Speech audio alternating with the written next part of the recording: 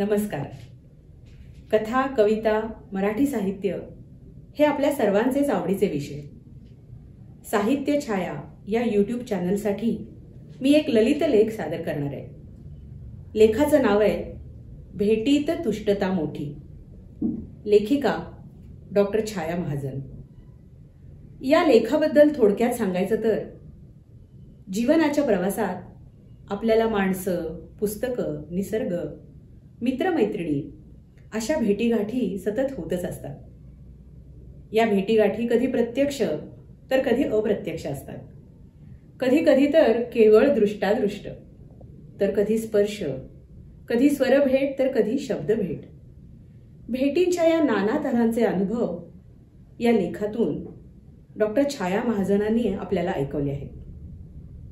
माझे हे सादरीकरण डॉक्टर छाया महाजन यांच्या साहित्य छाया या यूट्यूब चॅनलवर किंवा www.chayamahazan.com या संकेतस्थळावर आपल्याला पाहता येईल. सादर करतेय ललित लेख भेटीत तुष्टता मोठी. सकाळी सकाळी पंडित जसराज यांचा न्यूयॉर्कहून फोन आला. त्या दिवशी गोकुळ अष्टमी होती. कृष्ण हा असंख्य बंदिशींचा नायक आणि कृष्ण हा पंडित जसराज यांचाही मनमोहन ठाकूर. त्यांना गोकुळ अष्टमीची आठवण दिली आणि इतक्या सुंदर दिवशी त्यांच्या आराध्य देवतेशी जोडलेल्या दिनमानाबद्दल बोलताच त्यांनी आलाप घेतला. रतनारे नयनामे मोहनकी मूरत दिन रैन मतवारे उनमन सदा जागसो छबी भारी लाडली झुकी झुकी परत. ही बंदिश त्यांनी गायला सुरुवात केली. त्यांनी बंदिश सुरू करताच मी स्पीकर फोन ऑन केला, सगळ्यांना ऐकू येईल म्हणून. अशा वेळी त्यांची एक खासियत असते बरं का. ओळ म्हणून झाली की ते त्यातल्या एखाद्या शब्दाचा अर्थ विचारतात आणि माहिती नसल्यास 90% वेळेला अर्थ माहीत नसतोच. मग त्या शब्दाच्या अर्थाबरोबर ओळीचा अर्थ ओघवता आपल्या पुढे येतो. नंतर पूर्ण बंदिशीचा अर्थही ते सुंदर अलंकारिक पद्धतीनं विशद करतात. यावेळीही तसंच झालं. त्यांनी विचारलं, रतनारे नयन म्हणजे? आणि मग स्वतः सांगू लागले. डोळ्यावरच्या ताणानंतर रक्तवाहिन्या लाल शिरांसारख्या उमटून येतात, असा हा अर्थ सांगून कृष्णाची छबी डोळ्यात उतरवून घेतल्याने जड झालेल्या डोळ्यांच्या बाहुल्या वगैरे सांगत राहिले. ललत रागाची बंदिशही जपतालातली असं सांगून ते पुन्हा पुन्हा छोट्या छोट्या ताना घेऊ लागले आणि मध्येच कृष्णावरच्या इतर बंदिशीतल्या ओळीही सांगत राहिले. रागदारीची माझी ओळख आहे म्हणण्या इतकंही माझं ज्ञान नाही हे ते विसरूनच गेले होते. त्यांच्या तंद्रीतच बोलत होते ते. मी मात्र समुद्राचं अथांग पाणी आणि अनंत आकाश यामधून येणाऱ्या मृदू स्वर मालिकेनं एका विलक्षण भेटीचा अनुभव घेत होते. अशा अनेक स्वरभेटी आमच्या कुटुंबियांनी पंडित जसराजांच्या बरोबर अनुभवलेल्या आहेत आणि त्यांच्या स्वरांनी आमच्या शब्दांना जखडून टाकल्याचा अनुभवही घेतलाय. प्रत्यक्ष भेटीपेक्षा कितीतरी आनंददायक अशा या भेटी आहेत. त्यांच्या मनात असलेले विषय आणि ते ज्या अनुभवातून जात असतात त्यामुळे त्यांची असणारी मानसिकता स्वरातून ऐकणाऱ्यापर्यंत पोहोचवण्याचं कसब त्यांच्याकडे. त्यासाठी त्यांना शब्दांची आवश्यकताच उरत नाही हे आणखीनच विशेष. हे सगळं जरी खरं असलं तरी प्रत्यक्ष भेटीचा आनंद काही वेगळाच असतो नाही का. समोरासमोर माणसं आली की संवाद होतो. शब्दांबरोबर देहबोलीचाही समावेश असतो त्यात आणि त्याहीपेक्षा जवळीचा भाग असतो. आकस्मिक भेटीचा आनंद तर अवर्णनीय. मध्ये एकदा लग्न समारंभाला गेले होते. अशा समारंभात बसून राहणे हाच एक मोठा सहभाग असतो. खालची खुर्ची दुसरं कोणीतरी घेईल या भीतीनं तर जास्तच बसणं होतं. सुरुवातीला ओळखीच्यांशी नमस्कार वगैरे झाल्यावर अक्षरशः बसून राहावं लागतं. त्यात हे लग्न दुपारी 12 नंतरचं. उघड्या मैदानावर कापडी मंडपाखाली उकडून निघत होता जीव. मनातून थोडी चिडचिडही चालू होती. आजूबाजूला भरपूर गोंधळ आणि आवाज चालू होता. लोकांची ये-जाही चालू होती. तेवढ्यात खांद्यावर हलका हात पडला ओळखलंस? मागून आवाज आला. मागच्या स्त्रीकडे मी पाहिलं आणि बघतच राहिले.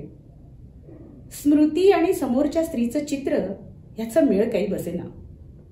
माझ्या गोंधळलेल्या चेहऱ्याकडे पाहत ती म्हणाली, अगं मी पद्मा, आपण 11वीला नाही का बरोबर होतो? सुट्टीत बॅडमिंटन खेळायचो. नीट आठवत नाही बाई. अजून एखादी आठवण सांगशील? तू खेळताना पडली होतीस बघ. रॅकेटचा दांडाही पोटात घुसला होता. मला एकदम पद्मा आठवली.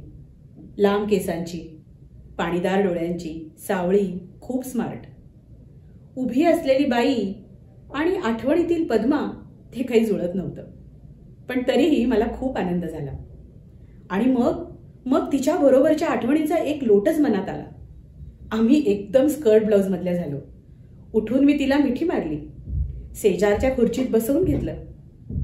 बाजूच्या आवाजापेक्षा मोठा आवाज काढून आता बोलावं लागत होतो, पण त्याची पर्वा नव्हती. बहुधा वाजत गाजत नवरदेव परतत असावा. बँडचा आवाज वाढत असल्याचं जाणवलं तशा आम्ही दोघीही आपोआपच उठलो. मंडपाच्या मागच्या एका कोपऱ्यात जाऊन उभा राहिलो. जाताना आमचे हात हातात होते. चेहऱ्यावर हसू फुललं होतं. असं हसूनही किती दिवस होऊन गेले होते आम्हाला. बोलायला तर 11वी नंतरची सगळी वर्ष होती. शिक्षण, घर, मुलं बाळ, कितीतरी विषय. ती कुठे होती इतके दिवस? नवरा काय करीत होता? पुढे शिकली की नाही? नोकरी करते का? तिच्या शरीरावरून, चेहऱ्यावरून ती खूप वयस्क दिसत होती. आणि त्यामुळेच मी कुठेतरी अस्वस्थ झाले होते. तब्येत बरी आहे ना ग तुझी? किती वाढली आहेस? न राहून विचारलंच. तिचे भरलेले डोळे बरंच काही सांगत होते. तितक्यात मंडपात नवरदेव आला आणि भेट तुटलीच. मग सगळा मंडपच आवाजात बुडून गेला. तिनं हात हातात दाबला माझा. पुन्हा भेट ग, ओल्या आवाजात म्हणाली. तिची कासावीस मला चिरून गेली. काही मिनिटाचीच भेट. वाटलं कधी कधी तासन तास बोलत बसून किंवा वारंवार भेटूनही असा अनुभव येत नाही. पण या छोट्या छोट्या भेटी मनाला कितीतरी सैल करतात, आनंद देतात. जन्म मृत्यूच्या वेळी एकटाच असणाऱ्या माणसाला दुसऱ्याच्या सहवासाची एवढी भूक का? कशासाठी? मला वाटतं ती गरज असते शेअरिंग करण्याची, सुखदुःख वाटून घेण्याची. भागीदारीतला हा व्यवहार मनाला नक्की उभारी देतो. विचार करता करता मग आजीची आठवण जागी झाली. आजीच्या शेवटच्या काळात ती शरीरानं फार क्षीण झाली होती. आयुष्यभर अनंत कष्ट केलेले, बेताची आर्थिक स्थिती, त्यातच मुलं वाढवायची आणि कुटुंबाची प्रतिष्ठाही राखायची. हे सगळं तिनं नीट सांभाळलं खरं, पण त्याकरता शरीराची किंमत मोजलीच. कॅन्सर झाला तिला. अखेरच्या दिवसात तर आवाजच निघेना. त्याही काळात आजूबाजूला माणसं असलेली आवडायची तिला. तिच्या त्याच अवस्थेत मी तिला भेटायला गेले तेव्हा इतकी रोडावली होती. अंथरुणात 1/4 दिसत होती. आवाज तर निघत नव्हताच. हात वर करून तिनं तो माझ्या हातात दिला. मग हात वारे करून मी ठीक आहे ना असं विचारू लागले. माझ्या मुलांबद्दल, कुटुंबाबद्दल विचारत राहिले. डोळ्यात येणारं रडू मागे सारत, चेहऱ्यावर कसं बसं हसू ठेवत मी बोलत राहिले तिच्याशी. तू बरी होणार आहेस लवकर असं सांगत राहिले तिला. तिच्या चेहऱ्यावरचं क्षीण हसू समज आल्याचं होतं. पण हात हातात ठेवून ती बघत राहिली माझ्याकडे. तिच्या डोळ्यातून मला भेटत राहिली. डोळ्यांनी पिलांना प्रेम पाजणाऱ्या कासवांची, ज्ञानेश्वरीतल्या उदाहरणांची आठवण येत राहिली आणि जाणवत राहिला त्या दृष्टांताचा खरेपणाही. भेटीत डोळेच आधी भेटतात नाही का?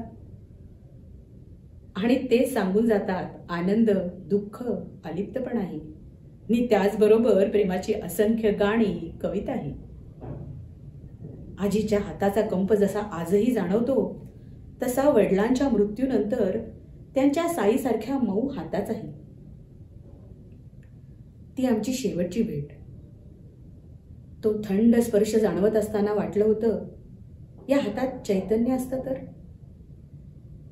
त्यांनी आशीर्वादासाठी पाठीवर हात ठेवला की आम्हा दोघांचेही डोळे भरून यायचे. त्या स्पर्श भेटीत अशी कोणती माया होती हे आजवरही कळलं नाही, पण त्या आठवणीनं आजही डोळे वाहतातच. गावी सुट्टीत गेल्यावर गडी गाईला चारा घालायचा. नंतर मोठाल्या लोखंडी घंगाळात पाणी पाजायचा. पाण्याला तोंड लावलं की तो गाईच्या पाठीवर हातानं थाप द्यायचा. त्याचं अनुकरण करताना जाणवला तो स्पर्श. गाईला प्रेमानं स्पर्श करताच तिचं शरीर थरथरायचं. डोळे तर जास्तच पाणीदार दिसायचे. माणूस असो की प्राणी, स्पर्श भेटीचा आनंद निश्चितच वेगळा. एकदा मी रेकीचं प्रशिक्षण घेत होते. त्यावेळी आमच्या प्रशिक्षकेनं एका शिकवणीच्या भागात एकमेकांना प्रेमानं स्पर्श करायला सांगितलं. वय वाढताना मायेने स्पर्श करायचं कुठंतरी मागं पडून गेलेलं. बऱ्याच ज्येष्ठ स्त्रिया या भागात रडल्याचं आठवतंय मला. सामाजिक बंधनात मायेच्या स्पर्शासारख्या कित्येक गोष्टी जागत्या होतात. त्यांना जागतं ठेवायचंही व्यक्ती स्वातंत्र्याच्या काळात आपण विसरायला लागलोय आणि नकळत आयुष्यातली ओलही गमावून बसायला लागलोय. शुष्क आणि नीरस आयुष्य ओढवून घेत आहोत आपण. शिवाय आणि आयुष्य असं शुष्क, वाळलेलं, रसहीन का होत चाललंय याची मानसिकताही तपासायला लागलोय. पाठीवरचा एक मायेचा हात, हातातला हात, एखादी मिठी, त्यामुळे होणारा आनंद परत मिळवणं एवढं अवघड होऊन बसायचं काय बरं कारण आहे? खूप बिझी आहोत या नावाखाली संपर्कच कमी होतोय. अर्थात प्रोफेशनल संपर्क जरा जास्तच वाढलेत, पण ते सगळे अफवा. फोनवर बोलण्याकडे सगळ्यांचा कल आहे आजकाल. त्यालाच आपण भेटीचा योग असेही समजायला लागलोय. पूर्वी पत्रांद्वारे भेटी व्हायच्या. तीच पत्र पुन्हा वाचून पुनर्भेटीचाही आनंद व्हायचा. पत्रात लिहिलेल्या ओळी जसा अर्थ पोचवायच्या तसा ओळींमधला अव्यक्त भागही. म्हणूनच पोस्टमनचं महत्त्व अनन्यसाधारण होतं. ह्या पोस्टल सेवेसाठी ब्रिटिशांना किती भारतीय आशीर्वाद पोचलेत याला काही गणनाच नाही. आता ईमेल, SMS, व्हॉट्सअप अशा विविध सेवा आहेत. अल्प शब्दात, अल्प वर्णाक्षरात, मुख्य म्हणजे कमी वेळेत लिहिलं जाणारं आणि कमी काळात पोहोचणारं हे एक पत्रच. वाचा आणि नको वाटल्यास डिलीटही करा. डिलीट नाही केलं तर मेमरी फुल्ल झाल्यावर आपोआप नाहीसं होतं. शब्द पुसले जातात, पण पत्राचं तसं नसतं. त्यातले ते लिखित शब्द, त्या भावना कधीच पुसल्या जात नाहीत. दोन मनांची सहज भेट घडवून आणणारा हा आकृतिबंध त्यामुळेच कितीतरी लेखकांनी त्यांच्या कादंबऱ्यांसाठी, कथांसाठी वापरला. पुभा भावेंची आकुलिना, अनिलांचा कुसुमानील, फमू शिंदेंची मी तू किंवा अत्यंत प्रसिद्ध आणि मान्यता पावलेली पुशी रेग्यांची सावित्री अशी कितीतरी पुस्तकं याचं द्योतक आहेत. नेहरूंची इंदिरा गांधींना लिहिलेली पत्र तर इतिहासच सांगतात. थोडक्यात भेटणं महत्वाचं. मग ती भेट दरवेळी ग्रेट भेट नसेलही, पण भविष्य त्या भेटीचं महत्त्व ठरवेल हे नक्की. मित्रमैत्रिणींनो, अशाच अनेक कथा, कविता, मराठी साहित्य आणि बरंच काही पाहण्यासाठी किंवा ऐकण्यासाठी आजच साहित्य छाया या YouTube चॅनलला नक्की सबस्क्राईब करा. धन्यवाद.